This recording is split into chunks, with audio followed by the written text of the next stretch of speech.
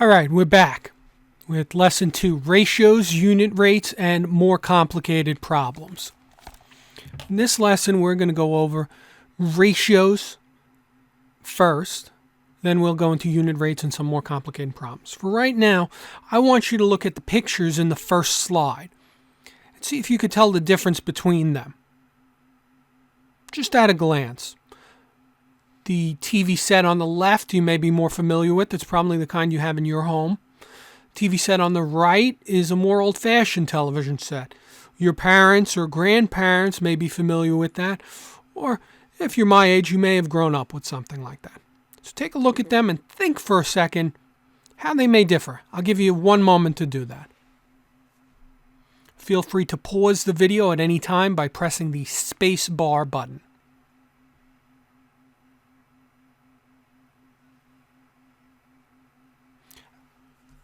Okay, we're back. So we're going to get into ratios by talking about the difference between those two TV sets in the preceding slide. First off, a ratio is something in terms of something else, numerically speaking, in order to get a sense of proportion, or how big something is in relation to something else. So what exactly does that mean? What's the difference in ratio between the two TVs? Again, I asked you to think about that. Now that we know what a ratio is, something in terms of something else, let's look at the difference in ratio between the two TVs. What's different about them? The height, the width, and why would that matter? Okay, so is the height or width different on those TVs between the two of them? And why would that matter?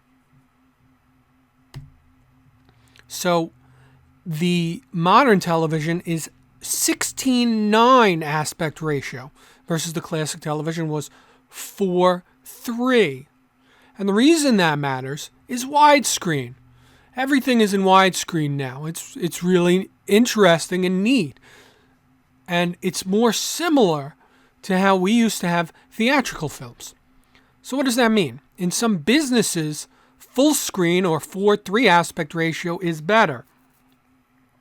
And that's 4 across and 3 up and down. Same as 16 across, 9 up and down. It's the ratio between them. It's not an exact number, but it's the relationship. For every 16 of one, there's 9 of the other. For every 4 of one, there's 3 of the other. So in some businesses, full screen's better, like some power plants, assembly lines, things of that nature. Watching old films with no bars on the sides of the screen, it may be better. Okay, and what I said earlier, a 4x4, that's 4 feet by 4 inches. That's a ratio. Now, can we compare them directly? Because you may be looking at that and say, well, how do I compare 16:9 and 4:3? Do I multiply that out? Or you could divide it. That's what I'd recommend starting to do. Dividing 16 by 9 and 4 by 3 gets you 1.78 and 1.33. So you can kind of compare them then.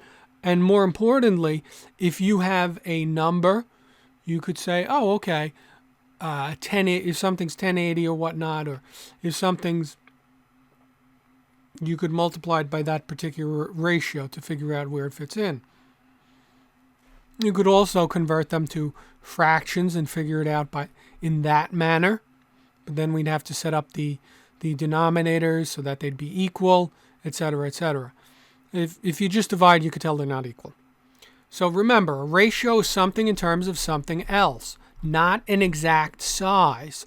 So that 16:9 ratio could be on a 40-inch TV, a 50-inch TV, a 60-inch TV, etc. So here's a diagram in case I wasn't sufficiently clear. What is aspect ratio? Aspect ratio is the relationship of the width of a video image compared to its height. The two most common aspect ratios are 4:3, also known as 1.33:1, remember when we divided, or full screen, and 16:9, also known as 1.78:1, or widescreen. Larger aspect ratio formats are used in the motion picture industry. So right after that, we have diagrams, just in case I wasn't clear. When I say 4:3, 4 across for every 3 up and down.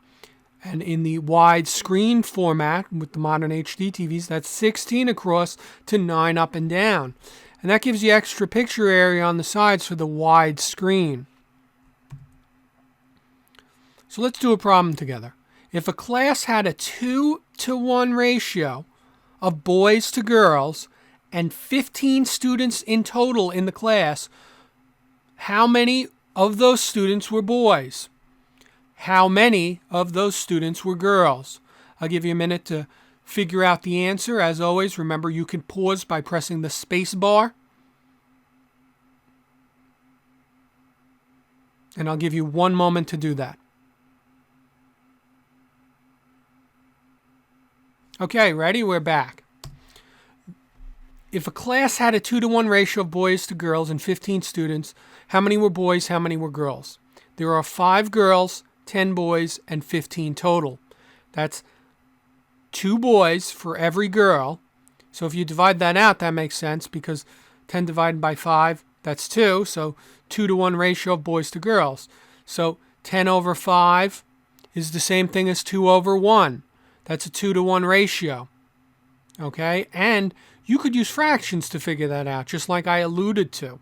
Figure out the totals out of 3 persons, because if there's a 2-to-1 ratio, think about it in terms of 3 persons. Since there's 2 boys for every girl, out of 3 people, 2 of them would be boys and 1 of them would be girls. So we take that 15, and you could multiply it by 2/3 to get the total number of boys, which is 10. And you could multiply it by 1/3 to get the total number of girls, which would be 5. Horse betting odds are usually given as ratios. That's what I have up top. Ratios and the sport of kings. Horse racing is often called the sport of kings. It's who originated it. Kings used to put on tournaments to race horses, something like the Game of Thrones in real life in the Middle Ages. So if I put $5 on Dancing Ted and the odds are 4-to-1, I would receive $20 if he won, or $4 for every $1 I'd put down. The odds are 3-to-2, I'd get $3 for every $2 if my horse won. This assumes win, not show, place, trifecta, or superfecta. Those all have differing odds if you're familiar with horse racing. If you're not, don't worry about it.